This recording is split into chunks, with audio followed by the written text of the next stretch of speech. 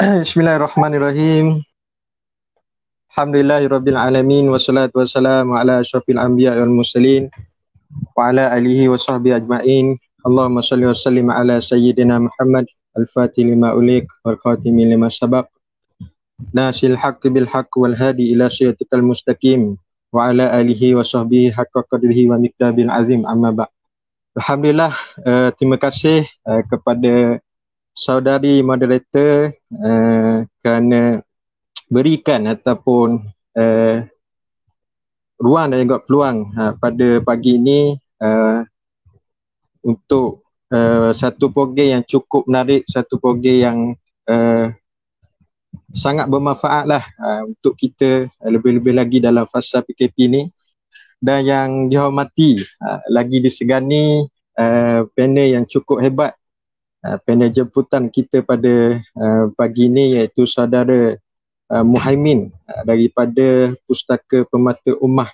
Alhamdulillah, pertama-tama dan selamanya kita merafakkan kesyukuran kepada Allah Subhanahu Wa Taala kerana masih lagi diberikan sedikit ruang dan juga peluang untuk sama-sama kita hadir untuk kita merungkai satu buku, sebuah buku yang cukup menarik yang ditulis daripada seorang ulama negarawan yang cukup disegani dalam Malaysia. Pandangan, cadangan dan juga fikiran beliau diambil oleh tokoh-tokoh daripada dalam negara dan juga di luar negara. Jadi insyaAllah pada pagi ini kita akan bersiaran 3 saluran kerana moderator, kerana panel lok songkok moderator. Tak apa, kat lagi kita beat. Okey, pada pagi ni kita bersiaran 3 saluran kerana panel cukup hebat. Kita bagi live 3 saluran pada pagi ni. TV1, TV2 dan juga TV3. Tak adalah. Kita bersiaran di FB page Pustaka Permata Ummah, Momen Buku dan juga PAMI, Projek Anak Muda Islam. Boleh like, follow page ini, dan mana-mana sahabat yang baru masuk dalam page kita pada pagi ini ataupun program kita pada hari ini, My Book Time siri yang ke-24, boleh share dulu sobat, boleh share dulu ramai-ramai biar sahabat-sahabat kita tahu ada program yang cukup bermanfaat pada pagi ini, insya-Allah. Okey, jadinya kami juga berharap tuan-tuan dan juga sahabat-sahabat yang berada di rumah berada dalam keadaan sihat, di samping keluarga tercinta. Jangan buat kerah-kerah lah untuk keluar rumah tu. Duduk rumah, baca buku, tengok live My Book Time bersama dengan Momen Buku pada pagi ni. Jadi topik yang cukup menarik pada pagi ni iaitu normalisasi Israel. Siapa untung? Jadi apakah sebenarnya normalisasi Israel ni? Adakah normalisasi Israel ni sekadar harga barang? Oh, mahal sangat harga barang ni. Harga Israel, harga Yahudi. Adakah sekadar itu? Jadi kalau tuan-tuan dan juga sahabat-sahabat nak tahu, kita kupas pada pagi ini dan teruskan bersama dengan kami daripada permulaan sehinggalah habis program pada pagi ini. Jadi banyak sangat ni, nanti kena warning di penganjur moderator ni, lebih-lebih pula. Jadi sebelum daripada tu minta maaf lah, disclaimer kalau ada bahasa saya ni keluar bahasa Ibunda Lorat Terengganu, tuan-tuan boleh Google Translate lah selepas daripada ni. Jadi kita terus kepada saudara Muhaimin sebelum kita pergi dengan lebih mendalam.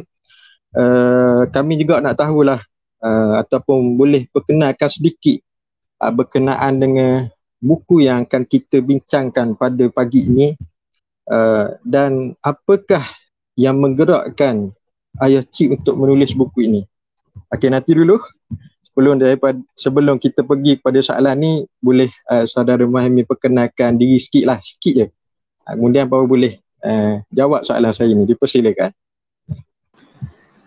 Baik, jazakumullahu khairal jazak kepada saudara ataupun boleh saya katakan Ustaz kot nah, Ustaz Faiz Mirang daripada Ustaz Persatuan Celup. Ustaz Celup. Okey, daripada Persatuan Anak Muda Islam Malaysia, PAMI, yang sangat berkaliber pada hari ini insya-Allah. Okey, alhamdulillah wassalatu wassalamu ala Rasulillah wa ala alihi washabbihi wa man walah. Allahumma salli ala sayyidina Muhammad wa ala alihi washabbihi ajma'in, amma ba'd. Jadi alhamdulillah, sedikit perkenalan diri daripada saya. Nama saya Ahmad Muhaimin bin Ahmad Safaruddin, anak kelahiran Johor Bahru, Johor, tetapi telah pun lama bermastautin di Selangor sejak umur 3 tahun sehingga sekarang, alhamdulillah. Jadi pendidikan terakhir adalah dari Universiti Malaya dalam pengkhususan ijazah sarjana muda pengajian Islam dan teknologi maklumat. Alhamdulillah, baru saja selesai graduasi pada bulan Julai 2020 yang lalu, dan alhamdulillah rezeki Allah, tidak lama selepas itu saya telah diberikan peluang untuk berkhidmat sebagai editor di Pustaka Permata Ummah ataupun ringkasannya PPU di Gombak, yang mana syarikat PPU ini merupakan syarikat penerbitan yang khusus dalam menerbitkan, dalam mewacanakan, dalam mengangkat segala karya penulisan maupun buah fikiran yang ada pada Tuan Guru Datuk Seri Haji Abdul Hadi Awang, ataupun yang lebih kita mesra kenal sebagai Ayah Cik, insya-Allah. Jadi begitulah serba sedikit pengenalan, insya-Allah. Ada insya-Allah, gitulah, walaupun saudara panel kita cukup terkenal lah. Semalam baru live dengan PPU. Pagi ni kita live lagi. Jadi tuan-tuan yang tengok, kita boleh tahu dah bagaimana moderator ni cukup disegani. Jadi market dia selalu penuh untuk berikan ilmu-ilmu ataupun input yang bermanfaat untuk kita lah. Tadi sedikit lagi perkenalkan sedikit buku yang akan kita kupaskan pada pagi ini, dan apakah yang menggerakkan Ayah Cik untuk menulis buku ini. Persilakan. Baik, terima kasih sekali lagi. Okey, bismillahirrahmanirrahim. Berkenaan buku Normalisasi Israel, siapa untung? Okey, kalau siapa sahabat yang tak ada buku boleh juga tengok kulit buku kat sini. Ya, itu dia. Jadi buku ini ditulis secara khusus oleh Ayah Cik apabila timbul semula isu hangat berkenaan normalisasi negara Arab terhadap Israel yang telah pun naik semula pada 15 September 2020, yakni tahun lepas lah, apabila pada masa itu negara seperti UAE iaitu Emiriyah Arab Bersatu dan juga negara Bahrain melakukan perjanjian perdamaian yang dikenali sebagai Abraham Accords ataupun perjanjian Abraham, dengan masa itu Donald Trump lah sebagai orang tengah. Bukan Donald Trump, masa itu dah Joe Biden, cuma Donald Trump sebelum tu. Awal tahun sebelum tu Donald Trump telah mengisytiharkan Jerusalem ataupun Baitul Maqdis sebagai ibu negara bagi negara haram Israel. Maka sesudah daripada itu, beberapa negara Arab boleh pula melakukan perdamaian ataupun normalisasi terhadap Israel, iaitu baru-baru ini yang tahun lepas itu negara UAE dan Bahrain.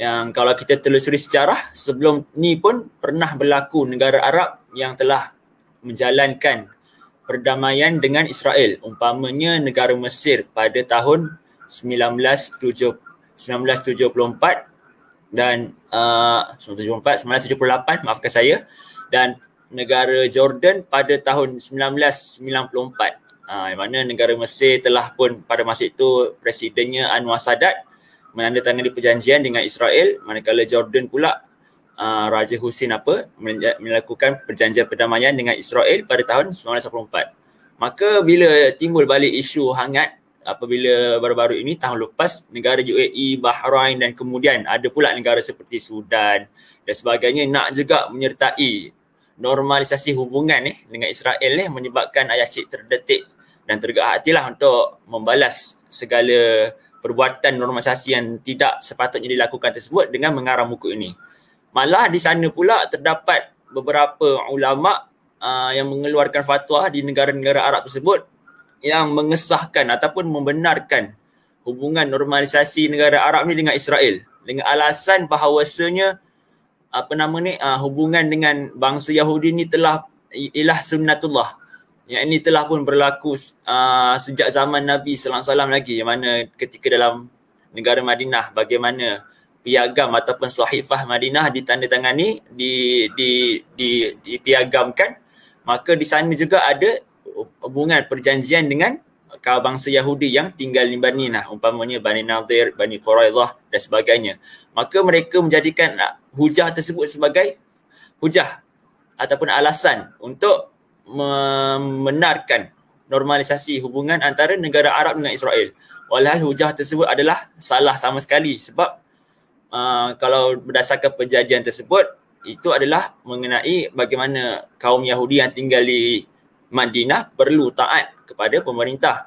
Sedangkan dalam isu ini sangat berbeza, yang mana bangsa Zionis Yahudi ni, mereka entah datang dari luar sebagai imigran, kemudian merampas tanah air penduduk asal Palestin dengan membangunkan negara mereka sendiri atas nama mereka, kemudian nak memaksa penduduk asal pula supaya melakukan hubungan dengan mereka. Penduduk asal juga dengan negara Arab lah, negara seluruh dunia, sampai mereka perlu mendapatkan bantuan atau sokongan daripada kuasa besar seperti Amerika Syarikat dan sebagainya. Okey, itu yang pertama. Yasin nak menjawab tentang isu tu. Dan yang kedua, yang kedua tentang macam mana fatwa normalisasi itu diberikan. Dan yang ketiga, ada pula hujah negara Arab kenapa mereka melakukan normalisasi dengan Israel, disebabkan untuk memelihara negara Arab yang kononnya mereka klaim diri mereka sebagai Sunni, nak memelihara diri mereka daripada serangan puak Syiah. Sebab mereka melihat, mereka menggunakan isu sektarian mazhab lah. Contohnya negara Iran yang kuat menentang Israel, tapi mereka membangkitkan bahawasanya Iran itu sebagai negara Syiah. Malah Syiah pula telah pun bertapak di Yaman dan sebagainya. Maka Arab Saudi antara orang yang sekutu rapat bagi Amerika Syarikat, mereka menggunakan isu sektarian mazhab sebagai antara alasan lah supaya mereka melakukan normalisasi dengan Israel. Wallahualam, itu sajalah setakat pendahuluan kita pada pagi ini. InsyaAllah kita akan pergi pada lebih lanjut. Okey, terima kasih kepada saudara Muhaimin. Jadi boleh kita nampak dengan jelas ataupun kita lihat dengan jelas secara konklusi dia ataupun kesimpulan dia. Ayah Cik dia menulis buku ini, Normalisasi Israel Siapa Untung, lahirnya daripada hati beliau. Kerana kesadaran dan juga kerana keprihatinan kepada saudara kita di luar negara, iaitu saudara Islam, khususnya kepada saudara di Palestin. Dan juga ayah Cik tidak suka kepada keganasan antarabangsa yang dilakukan oleh Israel kepada rakyat Palestin sanalah. Jadi seterusnya, jika kita lihat saudara Muhaimin, insyaAllah pagi ni kita santai-santai ya. Yeah. Walaupun moderator lebih daripada panel pagi ni. Pakai sokok lah, baju batik lah. Allah. Alah, janganlah. Okey. Seterusnya kalau kita tengok panel setiap tahun bila tibanya bulan Ramadan ni, kita dikejutkan ataupun ada dia berita berkenaan dengan Palestin ditindas oleh Israel. Jadi soalan dia, apakah ultimate goal kepada Israel ni, meskipun mereka ni didesak oleh banyak negara luar untuk mereka menghentikan penindasan, tetapi mereka ni tidak pernah futur tidak pernah berputus asa lah untuk menindas rakyat Palestin ni. Jadi dipersilakan. Okey, bismillahirrahmanirrahim. Allahumma salli ala Muhammad. Baik, jadi kenapa bangsa Yahudi ataupun pelampau Zionis yang mendukung fahaman Zionisme ni terlalu kepingin ataupun mahu sangat akan negara mereka sebagai tanah air di bumi Palestin itu? Kita kena melihat kembali kepada sejarah bagaimana bangsa Yahudi ni bermula. Antaranya kita boleh lihat bagaimana bangsa Yahudi yang disebut sebagai Bani Israel disebabkan mereka ni berasal daripada keturunan Nabi Yaqub bin Ishaq bin Ibrahim alaihimussalam. Jadi mana anak-anak Nabi Yaqub ni ada 12 orang daripada 4 orang isteri, dan salah seorangnya iaitu Nabi Yusuf alaihissalam seperti mana yang kita ketahui kisah baginda dalam surah Yusuf. Apabila baginda Nabi Yusuf ni ketika masih kecil, baginda telah dibuang oleh adik-beradik tirinya dalam satu telaga, kemudian ditemui oleh rombongan dan sebagainya, menyebabkan baginda Nabi Yusuf ni dibawa ke Mesir. Dan ketika kisah di Mesir seperti yang kita tahulah, sampai kisah baginda jadi besar dan kemudian dilantik sebagai macam menteri kanan ataupun bendahara lah kerajaan Mesir yang menguruskan keuangan negara Mesir pada ketika itu. Maka apabila satu masa tu negara seperti di Kanaan ataupun Palestin mengalami kemarau ataupun kekeringan, kekentangan makanan, maka adik-beradik tiri Nabi Yusuf ni pergi ke Mesir untuk mendapatkan bekalan makanan.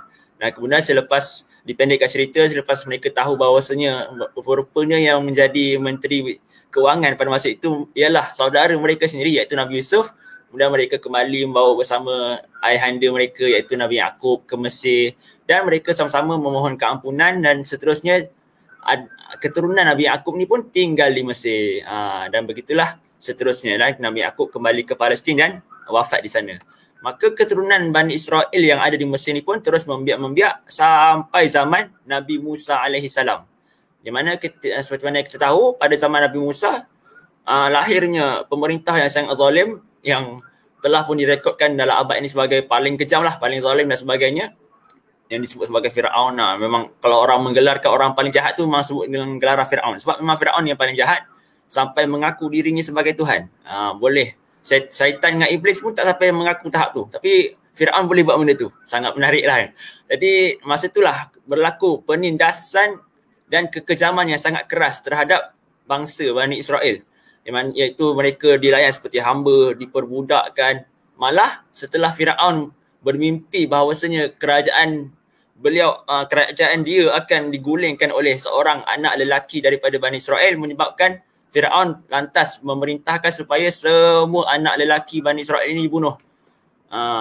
Mana kata setahun yang ni kena bunuh semua, tahun depan tu selamat, tahun tu sebelum seterusnya dan seterusnya. Sebab itulah kalau kita tengok pada masa Nabi Musa alaihi salam dilahirkan, Nabi Musa dilahirkan pada tahun baginda dibunuh, sepatutnya dibunuh. Manakala Nabi Harun alaihi salam pula baginda dilahirkan pada tahun yang tidak dibunuh anak lelaki-lelaki. Begitu. Jadi apabila Nabi Musa dipendekkan cerita, kemudian Nabi Musa dibesarkan di istana Firaun sampailah Nabi Musa membesar dan dilantik sebagai Nabi dan Rasul dan kemudian berdakwah kepada Firaun. Dan kisah dakwahnya habis sampai Nabi Musa dan kaumnya pun diperintahkan oleh Allah supaya meninggalkan Mesir. Pada masa meninggalkan Mesir itulah Nabi Musa AS bersama dengan pengikutnya Bani Israel pergi sampai ke perbatasan Laut Merah dan kemudian terjadi mukjizat, Laut Merah terbelah dan mereka pun melintasi sampai ke kawasan Sinai dan sebagainya. Kemudian Firaun pun ditenggelamkan, maka habislah riwayat Firaun dan konco-konconya. Maka selepas mereka sampai di semenanjung Sinai, jadi ketika itulah bermulanya episod kedegilan dan kekufuran Bani Israel. Apabila Nabi Musa AS sampai ke area Gunung Sinai itu, yang kita tahu sekarang di Gunung Sinai ni di Mesir, kalau disebut sebagai Mountain of Moses dan sebagainya, Nabi Musa AS diperintahkan oleh Allah supaya untuk bermunajat kepada Allah selama lebih kurang 40 malam di atas bukit tersebut. Maka sepanjang peninggalan Nabi Musa itulah kaum Bani Israel yang telah pun menyaksikan pelbagai mukjizat Nabi Musa boleh pula terpesong akidah mereka apabila boleh menyembah patung anak sapi yang emas tu kan. Sebenarnya kita tahu kisahnya. Jadi apabila Nabi Musa AS selepas selesai bermunajat selama 40 malam turun dari gunung tersebut dan melihat kaumnya kembali sesat. Masa tu Nabi Musa telah pun membawa wahyu Taurat untuk mengajar pasal akidah lah kepada membawa agama tauhid kepada Bani Israel. Tiba-tiba nampak pula kaumnya terpesong akidah mereka, menyebabkan baginda sangat marah sampai menarik janggut saudaranya Nabi Harun AS sebagainya, kenapa jadi sini dan akhirnya mereka pun kembali taubatlah. Dan kemudian Nabi Musa, kisahnya macam mana Nabi Musa memilih 70 orang untuk ikut samanya ke Gunung Sinai, tapi gunung tu diangkat, mereka sangat degil sampai boleh dimatikan kemudian dihidupkan semula. Dan kisahnya sangat panjang sampailah masuk kepada zaman Nabi Musa macam mana bertemu Nabi Khidir, dan mereka sebab disangatkan sangat degil tak nak masuk dalam Palestin menyebabkan mereka ni ibarat disumpah selama 40 tahun akan merayau-rayau tanpa hala tuju, tanpa memiliki tanah air ataupun negara sendiri, sampai kebingungan di padang pasir dan sebagainya. Sebab itulah mereka menjadi orang yang sesat lah selama 40 tahun. Nampak tak sejarah di situ? Asalnya mereka sendiri yang menolak untuk masuk ke dalam Palestin. Tapi sekarang mereka pula nak claim tanah itu sebagai tanah mereka. Itu kisah yang pertama pada zaman Nabi Musa. Jadi setelah Nabi Musa wafat, adanya zaman ketika mana zaman ketika Nabi Daud dilahirkan, kisah antara Jalut dengan Talut. Jalut ni raja jahat, dan masa tu pula Bani Israel ni telah pun menjadi bangsa yang lemah semula. Banyak perpecahan lah, dan apabila berlaku peperangan sahaja, Bani Israel ni asyik kalah sahaja.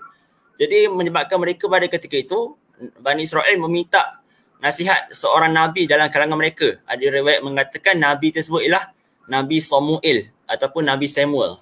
Yang minta nasihat supaya lantik dalam kalangan kami ni seorang ketua ataupun pemimpin, untuk memimpin kami, untuk membangkitkan semula maruah kami, untuk menaikkan semula martabat kami dan sebagainya. Maka Nabi tersebut mendapat wahyu daripada Allah, perlu dilantik seorang pemimpin namanya Talut. Tapi tiba-tiba setelah mereka sendiri minta nasihat daripada Nabi mereka untuk dilantik seorang pemimpin, tapi mereka pula yang menentang semua dan malah mempersoalkan pula, kenapa dilantik Talut sebagai pemimpin? Bukankah Talut ini orang yang tidak ada kedudukan dalam kalangan kami, bahkan miskin dan sebagainya? Mereka mempersoalkan itu pula. Banyak sangat soal daripada sejak zaman Nabi Musa sampai zaman itu pula masih menimbulkan persoalan-persoalan, walaupun solusi itu telah pun diberikan sendiri oleh Nabi mereka sendiri. Maka setelah diterangkan oleh si Nabi Samuel ni bahawasanya Talut ni orang yang ada kelebihan dari sudut ilmu dan tubuh badan, dan kemudian Talut memimpin dia punya tentera dan menguji disiplin mereka. Bila sampai di sebuah sungai jangan minum air, tapi akhirnya ramai yang minum sampai tinggal sedikit, dan akhirnya dalam salah seorang tentera Talut ni adanya Nabi Daud alaihi salam. Masa tu masih muda, yang masih belum dilantik sebagai rasul. Baginda berjaya membunuh Raja Jalut yang jahat ni dengan macam mana tak kisahnya, memanah mata ke macam mana, sampai digelarlah disebut sebagai Eye of Goliath kan. Ain Jalut, mata Jalut tu diceritakan sebagainya. Akhirnya Nabi Daud pun menggantikan Talut ni sebagai raja. Dan disusuli pula selepas kewafatan Nabi Daud alaihi salam, maka diganti oleh anak andanya ataupun puteranya, iaitu Nabi Sulaiman alaihi salam. Pada masa pemerintahan Nabi Daud dan Nabi Sulaiman lah Bani Israel ni duduk dalam satu zaman yang sangat aman, sangat makmur dan sebagainya. Jadi sebab itulah mereka sangat mengagung-agungkan, yang pertama Nabi Musa sebagai orang kata macam Lord lah. Apa istilah dia? Warlord. Macam pengasas. Kononnya lah pengasas kepada agama Judaism Yahudi. Walhal Nabi Musa membawa wahyu Taurat, wahyu Tauhid, hanya syahadah kepada Allah SWT semata-mata, bukan kepada penyembahan benda-benda lain. Jadi itu yang pertama, Nabi yang sangat mereka agungkan. Yang kedua, Nabi Daud dengan Nabi Sulaiman. Sebab itulah istilah seperti David, Solomon dan sebagainya sangat mereka agung-agungkan dan dewa-dewakan. Sebab itulah mereka claim bahawa ini kawasan kami dulu, tempat King Solomon, tempat Haikal Sulaiman lah dan sebagainya. Walhal mereka membawa mesej tu dengan setelah mesej Taurat, Zabur dan Injil diselewengkan. Padahal semua Nabi, semua Rasul ni semua bawa mesej yang sama. Hanyalah kalimah Tauhid, iaitu mengesahkan Allah Subhanahu Wa Taala semata-mata. Maka tak layaklah orang yang mensyirikkan Allah, orang yang telah melakukan banyak dosa kepada Allah, malah membunuh para anbiya, para mursalin mereka sendiri, para ulama pun dibunuh. Sampai zaman Nabi Muhammad SAW pun mereka tidak mengakui keimanan Nabi Muhammad SAW. Maka apakah layak bangsa seperti ini nak mengaku tanah Palestin itu sebagai tanah mereka? Malah nak merampas pula Baitul Maqdis yang telah pun digazetkan dalam Islam sebagai kiblat pertama umat Islam, sebagai tanah suci ketiga umat Islam. Boleh pula mereka nak claim itu sebagai milik mereka. Walhal mereka telah pun terpesong akidah mereka daripada akidah yang sebenar. Maka kalau nak claim balik tanah mereka yang dikatakan tanah asal, kembalilah kepada ajaran Islam. yang mentauhidkan Allah SWT semata-mata, tapi disebabkan mereka degil, sombong dan sebagainya, menyebabkan mereka ni langsung terus dijadikan bangsa yang tidak layak langsung untuk mendakwa diri mereka sebagai pewaris kerajaan Nabi Sulaiman dan pewaris tanah asal Palestin. Maka benarlah bahawasanya Palestin ini ataupun Baitul Maqdis secara khusus ini hanyalah layak untuk diwarisi oleh mereka yang beriman dan bertakwa kepada Allah SWT semata-mata dan mengakui keimanan Nabi Muhammad sallallahu alaihi wasallam, iaitu kitalah umat Islam insya-Allah. Wallahu alam. Okay, baik, terima kasih saudara panel kita. Jadi begitu jelas rentetan ataupun kronologi yang telah dijelaskan oleh panel kita, saudara Muhaimin. Rasa macam bedtime story sebelum tidur apa semua. Jadi kita boleh tahulah apa ultimate goal yang nak capai oleh Israel ni sehingga mereka ni betul-betul nakkan Palestin. Dan bukannya satu timeline ataupun planning diorang setiap tahun serang Palestin ni, tapi ada tanah yang mereka perlu perjuangkan, sedangkan claim mereka itu bukannya asal daripada mereka itu sendiri. Tanah nak claim tapi agama mereka tak nak ikut, agama yang telah disampaikan oleh nabi-nabi yang terdahulu daripada Nabi Yaqub, Nabi Musa, sehinggalah perlu mengikut kepada syariat Nabi Muhammad sallallahu alaihi wasallam walaupun bukan daripada kalangan mereka. Jadi seterusnya kalau kita lihat normalisasi Israel ni secara halus ataupun dia pergi sedikit demi sedikit sehingga ada negara-negara yang mengiktiraf negara Israel ni seperti yang saudara Muhaimin sebutkan sebentar tadi, Bahrain, Sudan dan juga UAE ni. Jadi apakah kepentingan yang mereka lihat terhadap Israel, ataupun adakah sebenarnya mereka ni ada win-win situation, ataupun Israel ni dah payung duit banyak ke, bantuan BRIN dan sebagainya. Jadi adakah benda tu win-win situation ataupun apa-apalah yang berlaku antara negara yang telah mengiktiraf Israel ni? Dipersilakan. Baik, Allahumma salli ala Muhammad.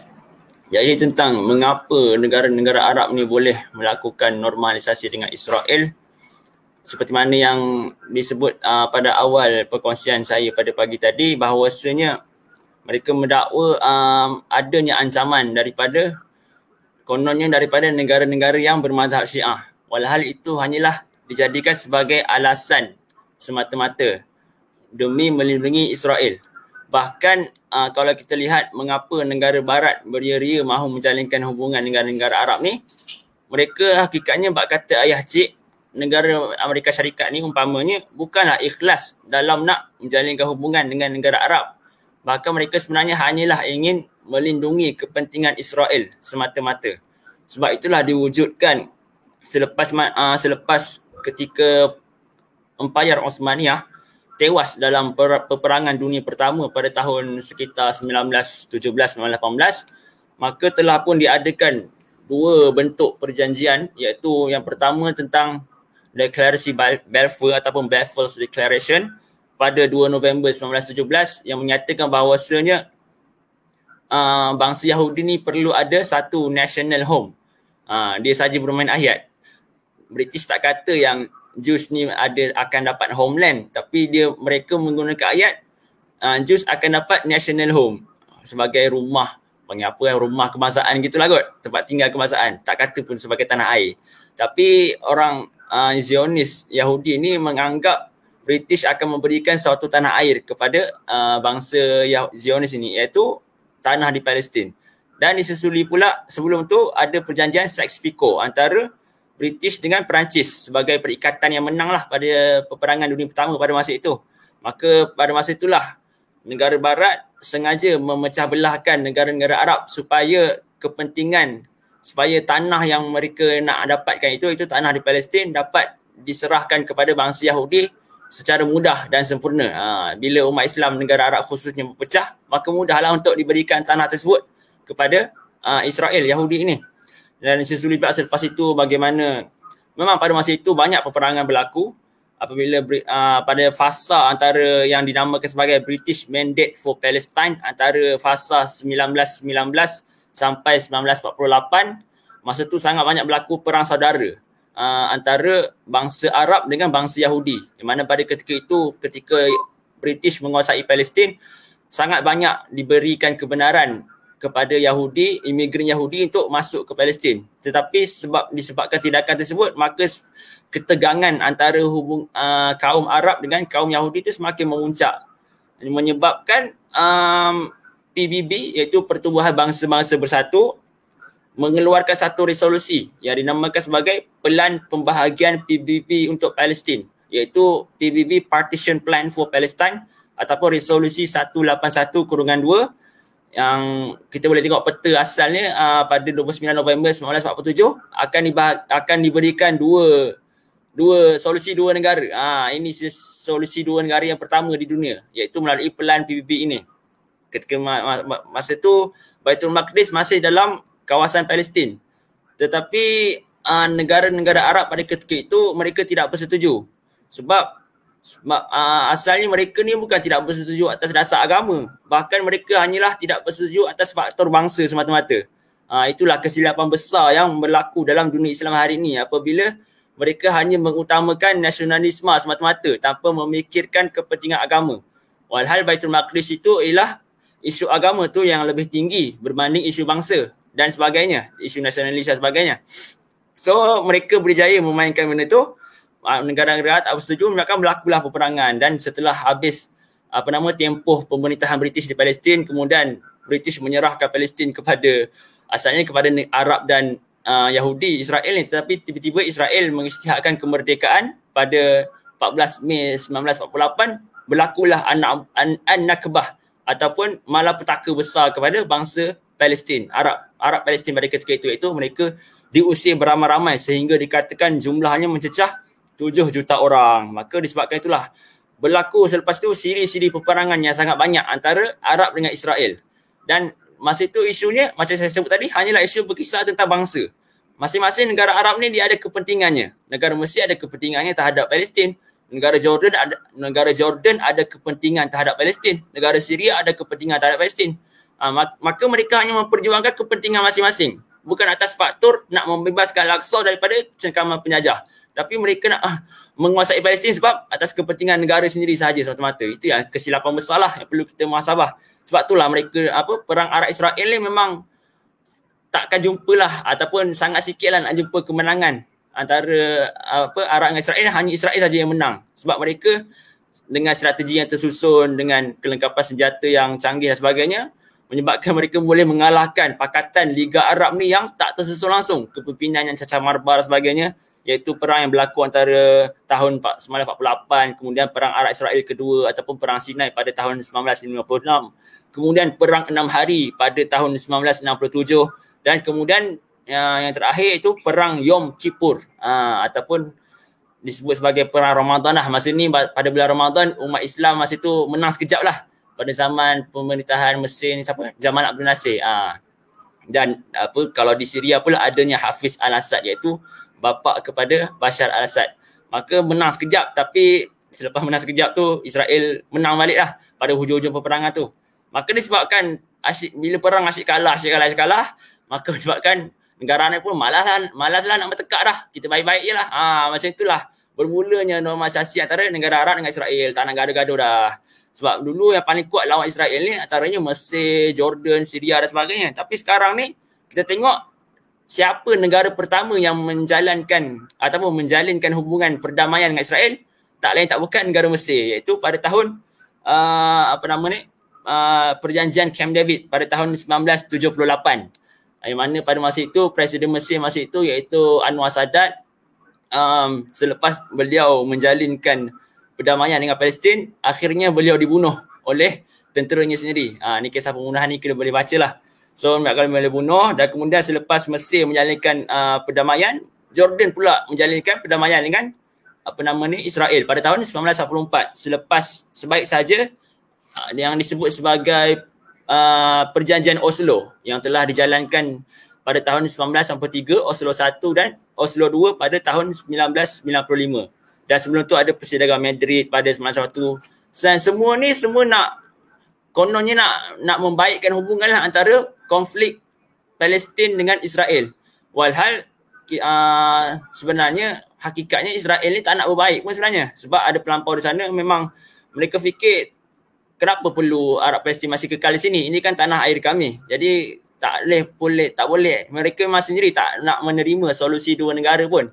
Bahkan sebab itulah adanya di sana selepas PLO adanya pecah kumpulan, iaitu satu kumpulan disebut sebagai Hamas. Sebab PLO ni seolah-olah macam terlalu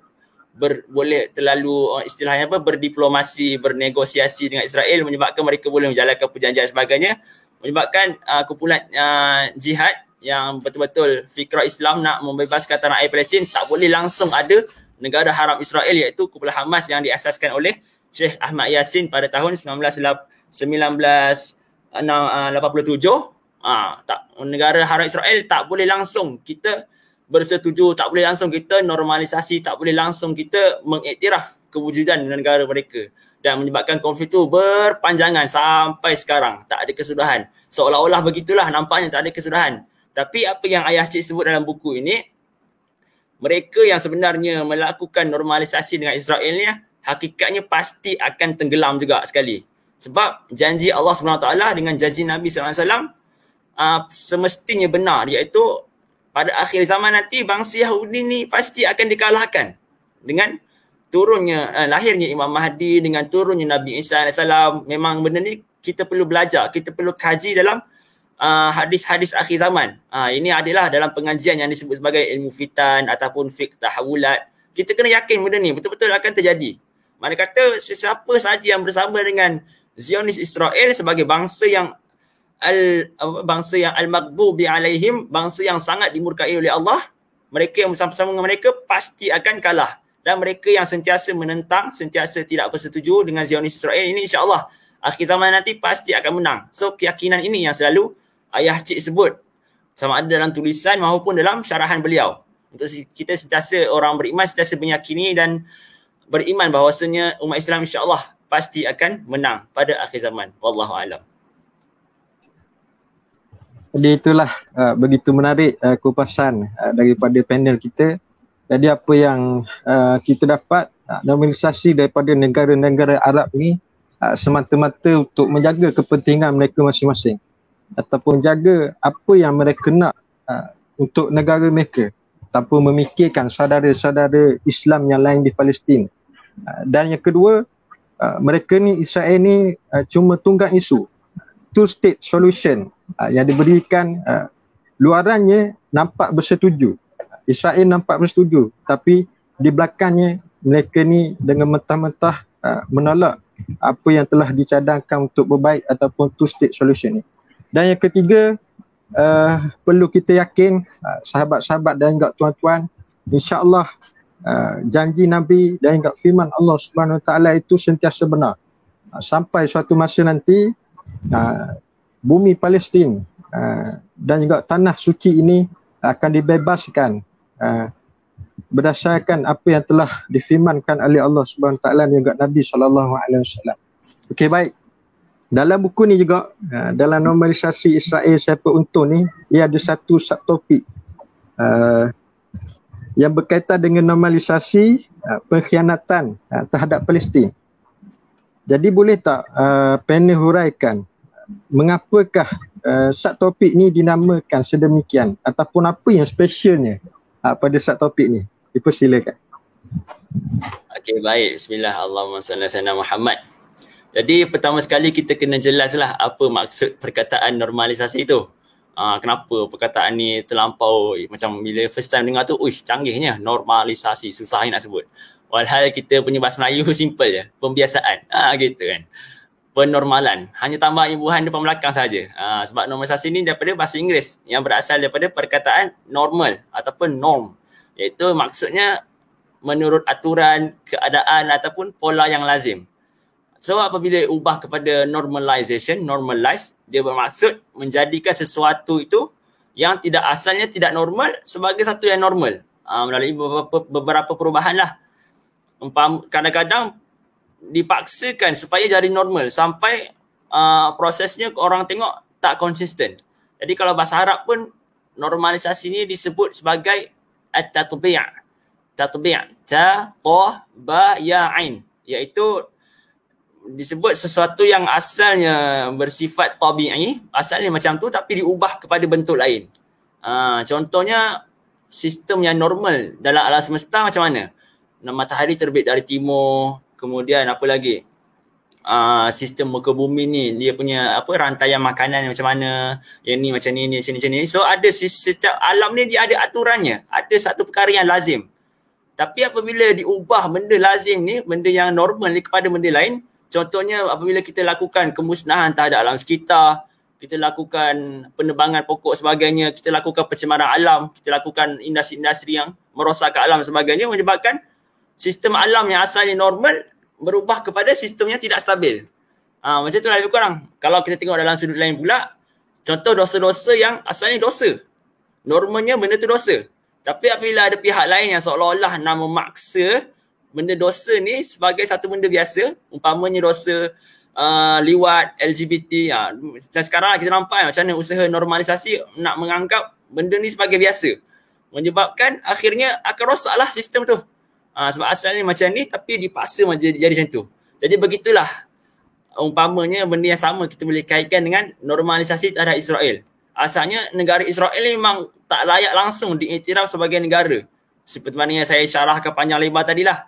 Kenapa mereka tak layak dapat negara? Sebab kekufuran mereka sendiri, keingkaran mereka sendiri, kedegilan mereka sendiri terhadap wahyu Allah dan para nabi rasulnya.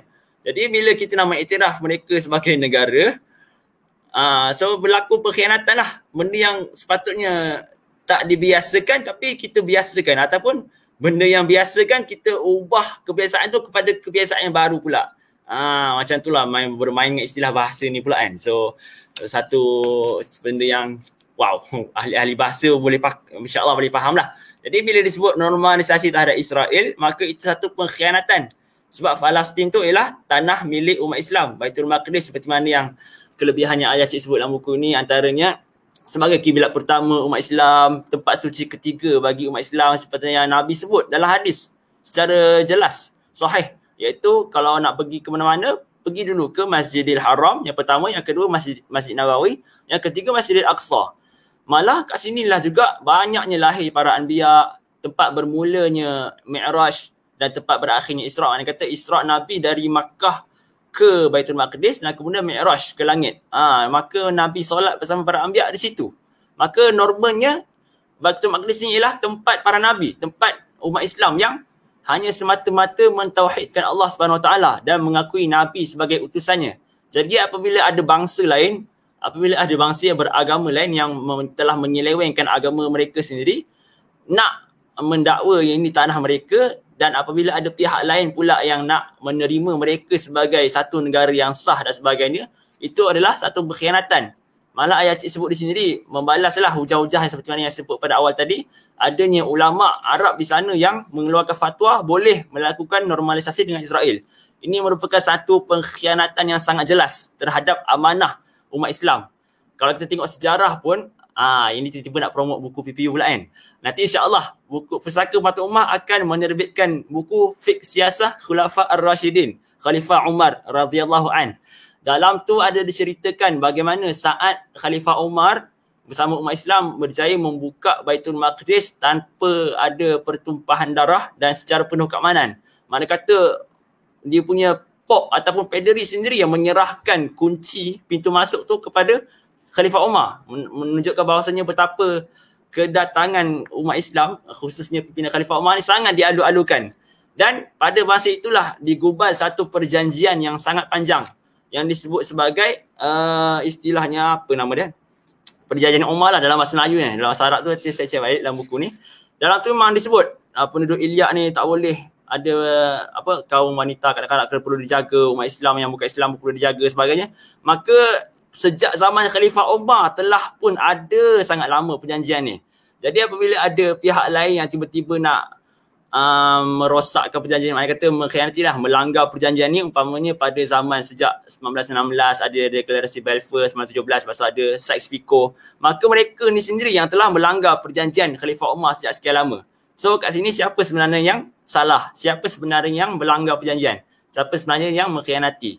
Maka mereka yang tidak memahami sejarah lah sebenarnya yang sangat boleh dikatakan orang yang tidak bijaksana lah, ataupun bahasa kasarnya jahil, bodoh dan sebagainya. Jadi mudah-mudahan benda ni selalu dapat jadi muhasabah lah.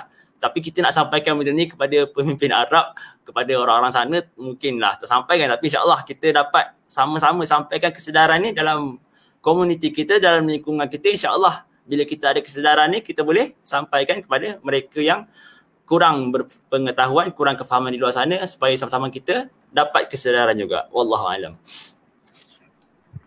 Jadi jelas tuan-tuan, saya ingatkan pada pagi ni kita jemput panel daripada PPU je, Pustaka Pemata Ummah.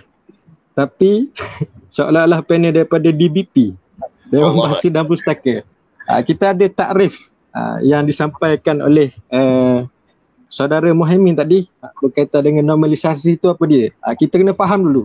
Sebelum kita go deep, sebelum kita pergi dengan lebih mendalam, perlu kita faham suatu perkara tersebut.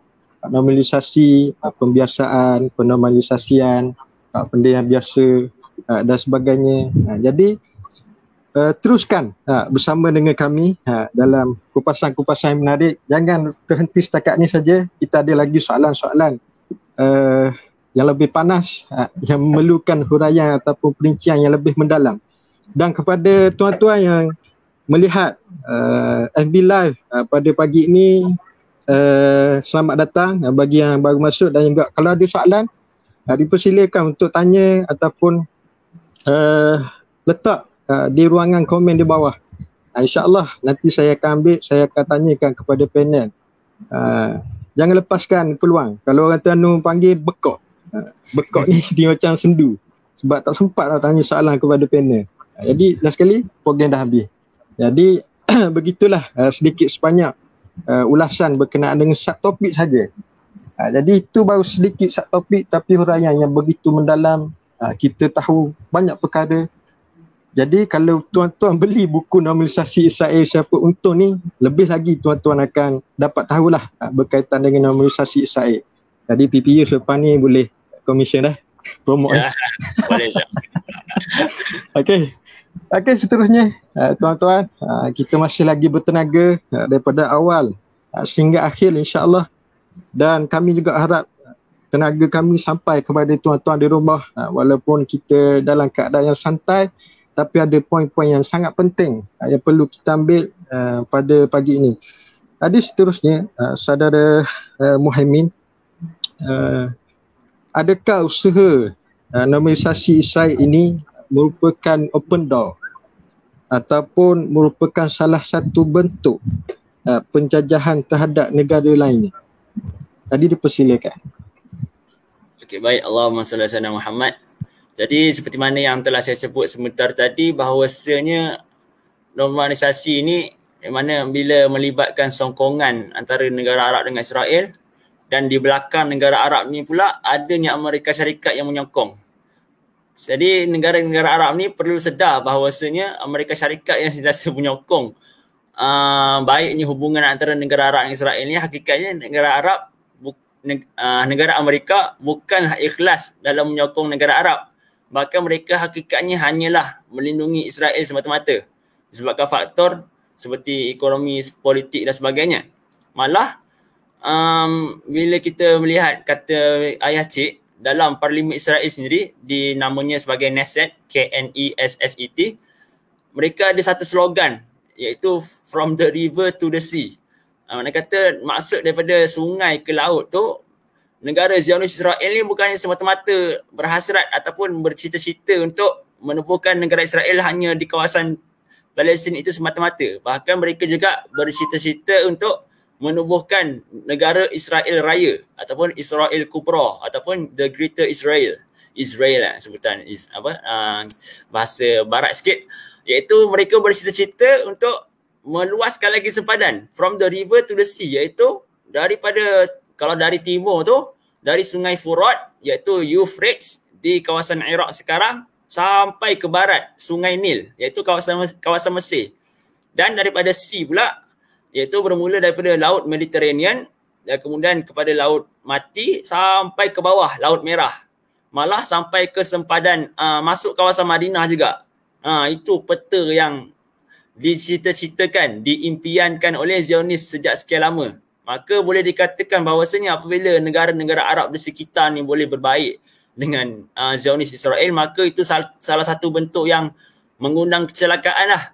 Bukan setakat kecelakaan daripada Allah dan juga para rasul, bahkan juga kecelakaan dalam nak mengorbankan tanah air sendiri, tanah air yang sepatutnya dihidupkan dengan cahaya Islam, dakwah sebagainya, tapi boleh pula diberikan kepada pihak kufur, pihak yang menentang Allah, pihak yang menentang Rasulnya sendiri.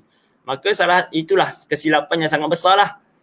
Maka tidak boleh sepatutnya negara-negara Arab ni khususnya membenarkan hubungan baik dengan Zionis Israel, sebab mereka sendiri yang mencita-citakan untuk meluaskan lagi kawasan jajahan mereka ke seluruh kawasan yang diidamkan oleh mereka. Wallahualam. Okey, baik. Pagi ni saja kita dah pergi travel banyak negara lah. Kita pergi USA, kita pergi Bahrain, kita pergi Sudan, kita pergi UAE, Palestin, Israel. Dan saya yakin sahabat-sahabat penonton, tuan-tuan yang menonton juga bersama dengan kami pergi travel pada pagi ni.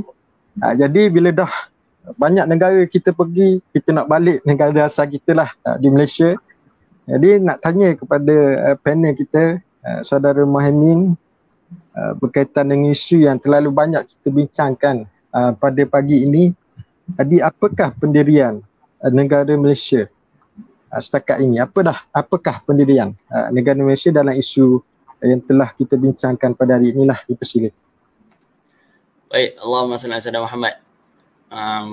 Bercerita berkenaan pendirian Malaysia, alhamdulillah kita sepatutnya sentiasa bersyukur sebab negara kita Malaysia ni memang sejak dari awal penumbuhan, sejak kemerdekaan Persekutuan Tanah Melayu pada tahun 1957, kemudian dibentuk Malaysia pada tahun 1963, kita konsisten dalam tidak mengiktiraf Israel sebagai sebuah negara.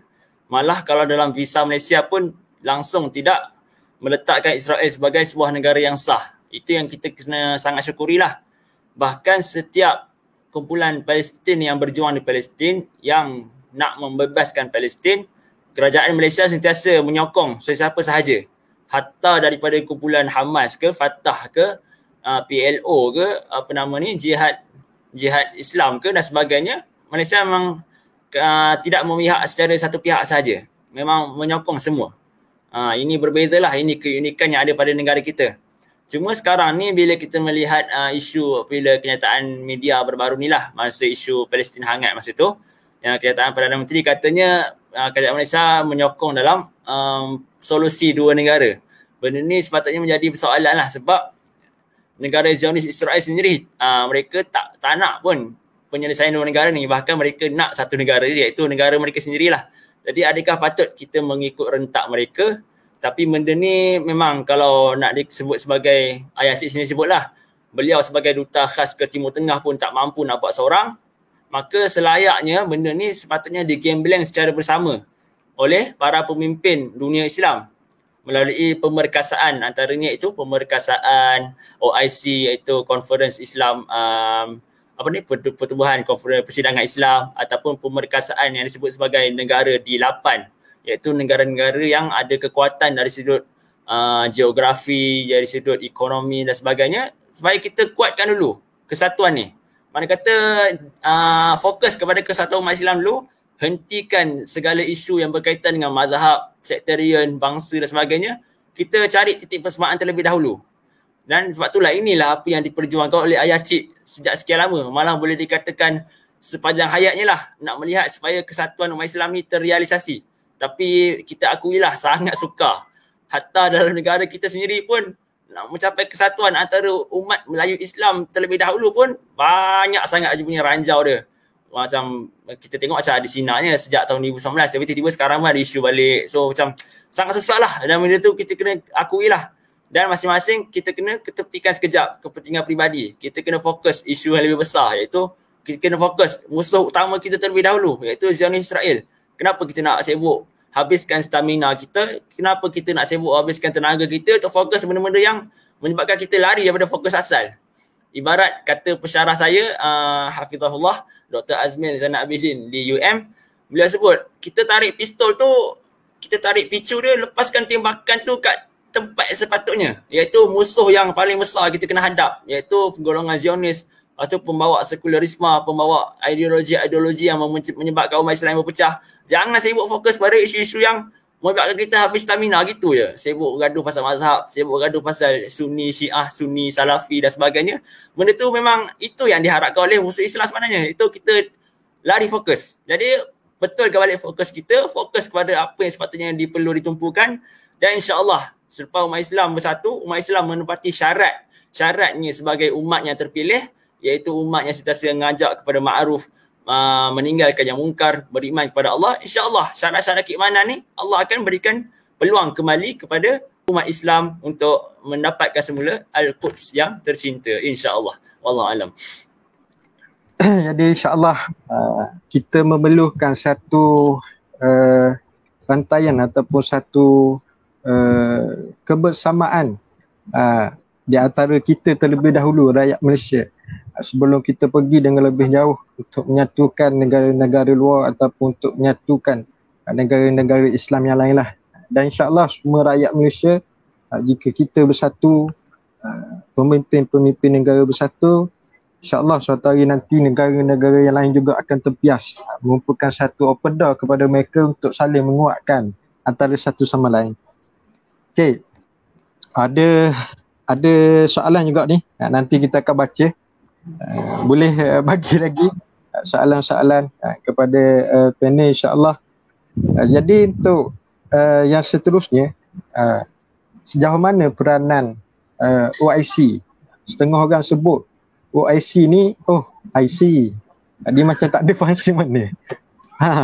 Jadi sejauh mana OIC serta suara-suara pembela di PPB ni dalam menangani isu ini, ataupun sebab apa isu ini masih lagi tidak menemui jalan penyelesaian? Adakah ada kelopongan daripada OIC ataupun PBB ni yang menyebabkan suara-suara mereka ni tidak diangkat? Jadi mohon pandangan daripada panel. InsyaAllah, persilakan. Okay, Allahumma salli ala sayyidina Muhammad. Baik, seperti yang saya sebut sebentar tadi, kita punya kesatuan umat Islam, umpamanya pertubuhan seperti OIC, Liga Arab, D8 dan sebagainya, tak kisahlah apa saja nama sekalipun, yang penting sekarang ni isunya ialah kelemahan pertubuhan itu sendiri. Jadi disebabkan kelemahan ni, so kita kena fokus kepada pemerkasaan. Tak kisahlah nak letak apa-apa nama sekalipun, yang penting ialah jalan ke arah kesatuan tu macam mana. Janganlah hanya sekadar mahu melafazkan resolusi sekian-sekian, bahkan PBB pun buat gitu juga. Macam contohnya UN Partition Plan, pelan pemisahan Palestin, yang akhirnya tak terjalan pun sebab benda tu hanyalah bersifat resolusi dan tak ke arah mencapai nak kemerdekaan Palestin secara sebenar-benarnya pun. Maka untuk itu umat Islam, sebab saya ni hanya berbicara sebagai rakyat yang tak nampak lah macam mana sudut pandang seorang pemimpin yang sebenarnya sangat susah lah untuk melaksanakan satu perkara yang bersifat realiti, iaitu berpijak di bumi yang nyata. Kalau kita sebut sekadar sifat idealis sebagainya memang senang, tapi bila nak buat tu sangat susah.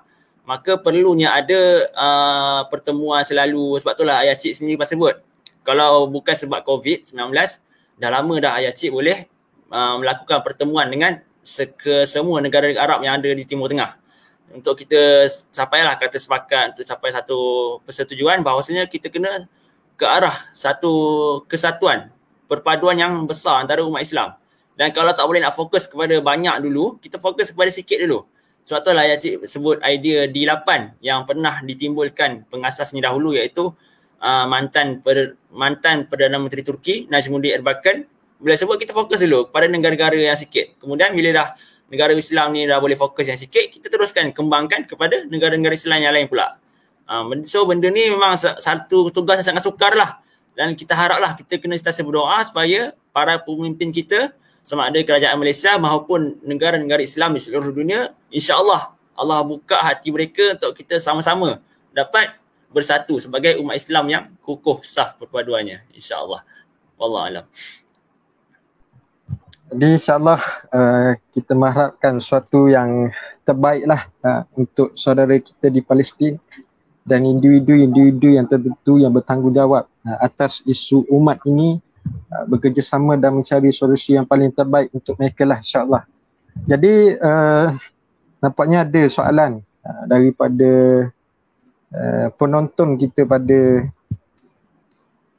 pagi inilah. Ada ke? Okey. Soalan daripada Muhammad Arif Abu Bakar. Adakah kerajaan baharu Israel, Bennett Lapid, yang menumbangkan Netanyahu di Knesset dengan bekerjasama dengan parti Al-Muwahhadah, pimpinan Mahmud Abbas itu sendiri normalisasi oleh pimpinan Arab Palestin terhadap Israel, mohon pencerahan. Dipersilakan moderator. Soalan-soalan pasal politik Israel ni memang saya akui lah saya bukan pakar. So memang saya tak boleh jawab secara tepat. Tapi bila tengok secara kasarnya begitulah. Apabila bangsa Arab sendiri yang sudah terlalu lama duduk dalam negara yang disebut sebagai negara Israel, maka mereka seolah-olah telah terbiasa. Ibarat bila kita lah duduk dalam satu situasi yang sudah lama sangat macam tu menyebabkan tak apalah, pasrah akhirnya. So sebab itulah antara perjuangan besar lah juga seperti mana yang pernah disebut oleh Tuan Nadir An-Nuri, iaitu satu-satunya rakyat Malaysia yang berada di Gaza. Antara perjuangan besarnya ialah nak memastikan supaya rakyat Palestin ni tidak meninggalkan negara asal mereka. Contohnya bila pelariannya pergi ke negara jiran, pergi ke Mesir, pergi ke Jordan, pergi ke Syria sebagainya, jangan. Biar mereka kekal di negara asal masing-masing. Sebab memang itulah matlamat bangsa Zionis ni, iaitu nak memastikan istilahnya penghapusan etnik, iaitu pembersihan dan sebagainya. So nak memastikan bahawasanya orang Palestin sendiri nak kekal di sana pun satu perjuangan yang besar. Apatah lagi bila kita tengok dalam politik Israel ni, adanya bangsa Arab yang disebut sebagai, boleh pula ada timbul istilah Arab Israel kan. So itu pun telah menunjukkan satu, nak membiasakan bahawasanya orang Arab boleh duduk aman di bawah pemerintahan Israel. Walhal hakikatnya berita itu tidak benar lah, sebab mereka yang boleh berbaik dengan Israel ni mungkinlah ada agenda tertentu ataupun mereka tidak faham perjuangan sebenar macam mana. Sebab itulah kita kena sentiasa berpihak kepada orang yang tidak akan langsung mengiktiraf Israel sebagai sebuah kerajaan yang sah. Itulah komen ringkas. Kalau untuk maklumat lanjut tentang politik Israel ni, bolehlah baca contohnya pakar geopolitik kita Ustaz Khalil ke, kalau di luar sana tokoh anak muda Tuan Aiman Rashidah Wong ke dan sebagainya. Wallahualam. Okay, insyaAllah terjawab lah tu. Soalan daripada Muhammad Arif Abu Bakar. Dia kalau tak terjawab dia ulas diri nanti. Boleh je kalau ulas komen tu. Kita sama-sama belajar. Okey, soalan yang seterusnya. Adakah bangsa Palestin hari ini adalah bangsa yang sama yang digelar sebagai Filistin? Iaitu bangsa bagi jaluk Golat dan pengikutnya. Ni kalau pronunciation salah ni tak mahal lah. Dipersilakan apa ni. Wow, kalau cerita pasal bangsa ni pun saya minta maaf lah apa nama ni, Abai Fakhrul ataupun Ustaz Fakhrul sebab ini bukan, saya memang tak pernah baca lagi pasal sesuatu jalur bangsa ni. Jadi tak boleh jawab lah kot, insyaAllah. Okay, kita pass kepada soalan seterusnya. Okay, boleh insyaAllah. Dia berkata tidak tahu pun merupakan satu ilmu sebenarnya. Yeah. Bukannya tak tahu saja-sajalah. Apa gambaran endgame yang ayah cik nampak dalam isu Palestin ini sebagai sebuah kerajaan? Dalam keadaan Wisma Putra, negara-negara luar dan komuniti-komuniti antarabangsa ramai yang setuju dengan two-state solution. Terus berunding sampai dapat satu negara, perang sampai menang, tekan US sampai berundur. Dipersilakan panel.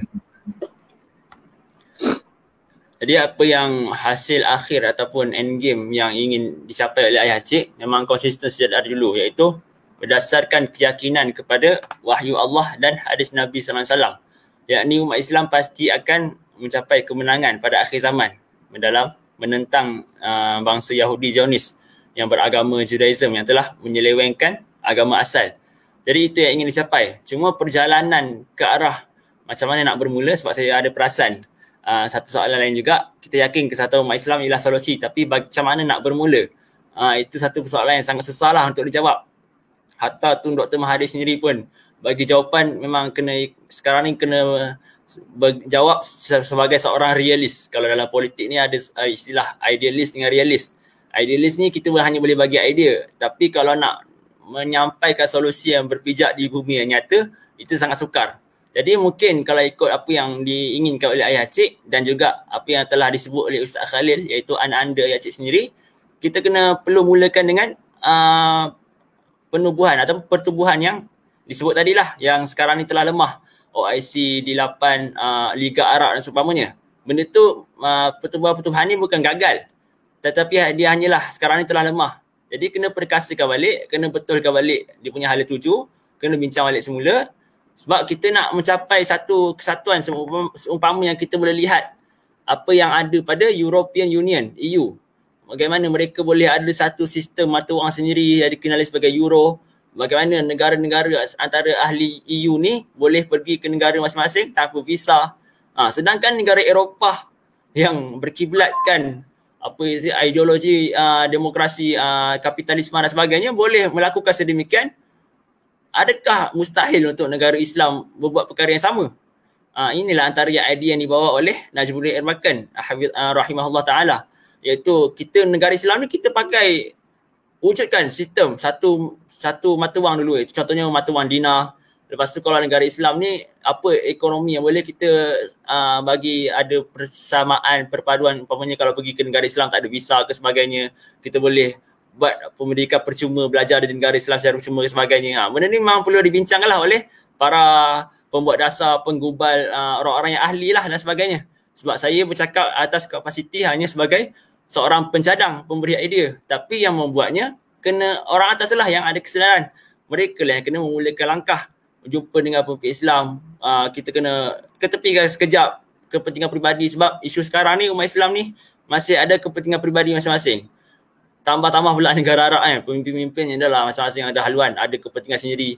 Ada pula yang dah buat normalisasi pula dengan Israel lah. Memang satu kerja yang sangat sukar lah. So memang nak tak nak kena ada. Kalau ayah cik sendiri persebut, beliau mengakulah dia nak buat seorang pun tak boleh. Apatah lagi saya yang kita ni lah ikan-ikan bilis ataupun mungkin lagi kecil daripada bilis, iaitu krill.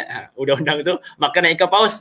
Nak buat apa yang boleh kita buat? Hanyalah bersuara semata-mata. So memang nak tak nak kita kena istiqamah lah, berdoa kepada Allah, ya Allah bukakanlah hati pemimpin kami, bagilah mereka ni idea, bagilah mereka ilham supaya dapat hidayah, taufik sebagainya untuk memulakan langkah ke arah kesatuan ni. Mulakan dengan umat Islam terlebih dahulu. Fokus kepada negara Islam dulu. Okay, kita fokuskan macam tadilah. Kita fokuskan kepada isu macam mata wang sama ke, ekonomi dulu ke, kesatuan pertubuhan dulu ke dan sebagainya lah. Yang paling logik lah setakat ni, insyaAllah. Sekarang sebelum kita nak mencapai kesatuan yang betul-betul kukuh tu. Kita kalau tak dapat buat semua, jangan tinggal semualah. Kata-kata hikmah ulama'nya. Wallahualam. Ada insyaAllah kita ikan-ikan bilis, ikan-ikan jerung dan sebagainya kena bersatu. Untuk bina satu penyatuan ummah yang begitu kuat untuk kekuatan umat Islam itu sendirilah, insyaAllah. Dan kita berharap penyatuan ummah pada masa yang akan datang akan terlaksana, akan menjadi realistik, bukan semata-mata idealistik. Jadi seterusnya soalan daripada saudara Hafiz Mansur. Saya nak bertanya sejauh mana impak normalisasi ini terhadap negara yang pro-Palestin seperti Iran, Qatar dan Turki. Apa reaksi balas daripada setakat ini? Satu lagi saya pun tertanya, kita yakin kesatuan umat Islam adalah solusi. Tapi bagaimana harus bermula? Mohon pandangan daripada Tuan. Terima kasih. Silakan Saudara Mahami. Okey, yang tentang soalan terakhir tu yang telah saya jawab tadi. Jadi tentang normalisasi terhadap negara yang pro-Palestin ni, Iran, Qatar dan Turki. Reaksi balas, kalau apa yang Cik pernah sebut, alhamdulillah negara yang asalnya sekarang ni ada menjalinkan hubungan normalisasi dengan Israel, contoh seperti Mesir, telah pun nampak ada satu impak positif yang telah dimulakan, iaitu antaranya Mesir yang telah melakukan pertemuan dengan Turki. Tapi setakat tu sajalah pengetahuannya setakat ni. Untuk perkembangan akan datang, wallahualam macam mana. Cuma memang mereka ni memang kekal lah apabila negara-negara seperti ini menyokong Palestin, maka memang akan ditempelak ataupun dituduhlah oleh Amerika dan sekutu-sekutunya sebagai negara yang mungkin membekalkan senjata kepada teroris lah, negara yang menyokong teroris dan sebagainya. Itu sajalah yang boleh kita perkatakan. Jadi kita harap supaya tindakan mereka yang sentiasa menyokong Palestin ni akan terus istiqamah. Kita doalah supaya mereka tidak berpaling tadah tiba-tiba kan pada satu hari tu. Tiba-tiba Turki akan datang, tiba-tiba berbalik pula, berbaik kepada Israel, tiba Qatar jadi berpaling tadah pula sebagainya. Kita doa supaya tidak berlaku sedemikian. Dan kita doa pula supaya pendirian mereka kekal, ditambah pula dengan penyertaan negara-negara lain pula bersama dengan mereka. Contohnya kita, hubungan kita yang sentiasa baik. Negara kita ni memang sentiasa berkecuali diplomasi dengan semua negara kecuali negara Israel. So harap kita pun boleh menyertai kesatuan ni secara besar-besaran. Kita doakan supaya pemimpin negara Islam lain pun boleh menyertai. InsyaAllah, mudah-mudahan Allah sentiasa memandu kita untuk menjadi umat yang dipilih olehnya. Wallahualam. Jadi insyaAllah ada lagi ke soalan daripada tak apa, panel kita bertenaga gitu. Oh ya, buku boleh ni sampai kat mana boleh beli? buku satu. Buku ni kat mana boleh beli? Okay. Berita buruknya je, taklah buruk sangat. Bolehlah, berita kurang baiknya, buku ni hakikatnya telah habis dicetak pada musim apabila bulan Ramadan yang lalu, bulan Ramadan dengan Syawal lah itu. Apabila musim isu konflik Palestin Israel ni kembali memuncak, maka banyak orang beli. Maka buku edisi bahasa Melayu ni telah habis terjual dan belum lagi dicetak barulah setakat ni disebabkan oleh isu PKP dan sebagainya. Jadi yang ada sekarang ni hanyalah buku edisi dalam bahasa Inggeris. Buku edisi dalam bahasa Inggeris, kalau perasan dekat kulit belakang buku ni, terjemahan bahasa Inggeris. Buku bahasa Inggeris masih ada. Dan juga buku bahasa Arab. Jadi mungkin kalau tak sabar, mungkin tak tertahan nak baca buku ni, cuma tak ada lagi edisi dalam bahasa Melayu, boleh beli buku ni dalam edisi bahasa Inggeris ataupun bahasa Arab dalam laman web pustakapermataummah.com ataupun dalam Facebook kami. InsyaAllah ada pautannya di sana. Kalau nak message PM saya secara langsung pun boleh. InsyaAllah saya akan berikan selepas ini. Okey, wallahualam. Okey. Saya rasa dah tak ada soalan daripada sahabat-sahabat penonton pada pagi ini. Jadi untuk itu ada lagi ke?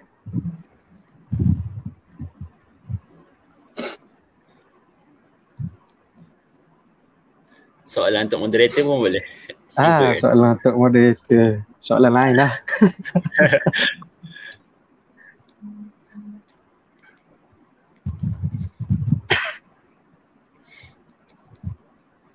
Saudara mami kita ada kat mana tu? Kat rumah?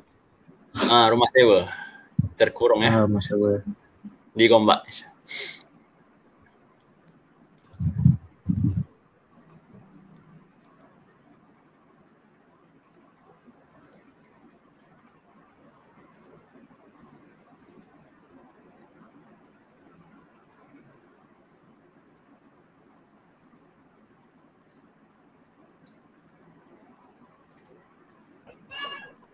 Okay. Itu dia.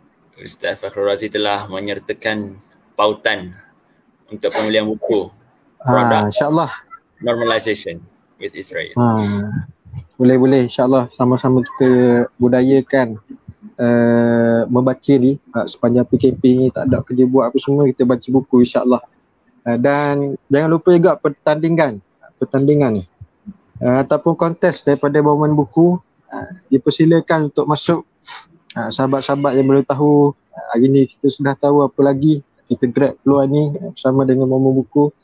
Dan untuk yang terakhirnya, saya berterima kasihlah kepada Bauman Buku kerana menjemput saya pada pagi ini untuk bersama-sama dalam program My Book Time. Dan ni first time lah saya sebagai moderator, bukannya orang yang layak lah. Seloknya bukannya orang yang layak lah untuk bersama-sama dalam program Bauman Buku bersama dengan Bauman Buku ni. Layak moderator tapi layak jadi panel. Ya tu lagi tak layak. Okey. Jadi setakat tu saja. Terima kasih kepada panel juga kerana sudi untuk bersama dengan kita pada pagi ini. Jadi saya serahkan kepada pengurusi majlis. Persilakan.